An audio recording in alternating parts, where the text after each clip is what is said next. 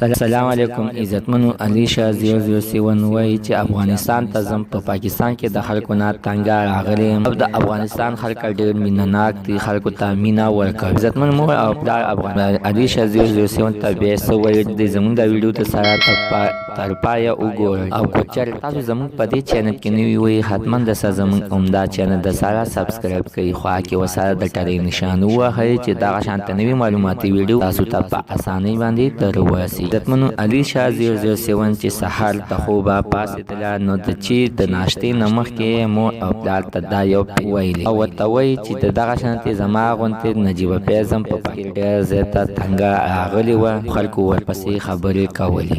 افغانستان ته لاړه نو خلکو ورته عزت ورکړو او هغې تر اوسه پورې پاکستان ته بیا زړه نه دی شوی او نه یې زړه کېږي. نو علي شاه مور خپل مور او پلار ته دا ټول وویلې، خو علي شاه مور او پلار د علي شاه خبرې نه منلې.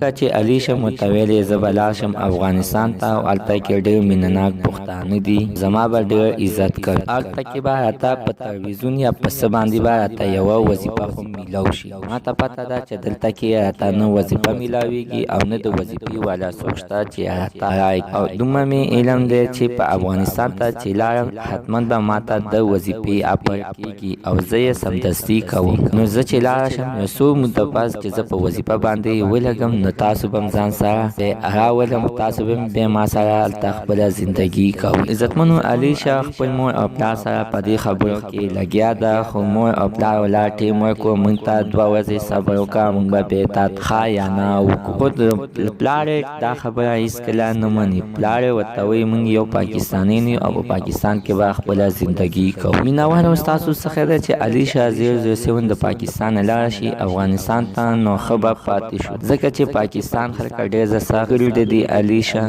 او خلکو پسې ډېرې خبرې کوي. نو نننۍ معلومات د دې ځای پورې ته د نوي معلومات لپاره زموږ عمده چینل د سره سبسکرایب کې ورسره د ټرې نشان ووهئ چې یوه نوي معلوماتي ویډیو تاسو ته په اسانۍ باندې در ورسیږي.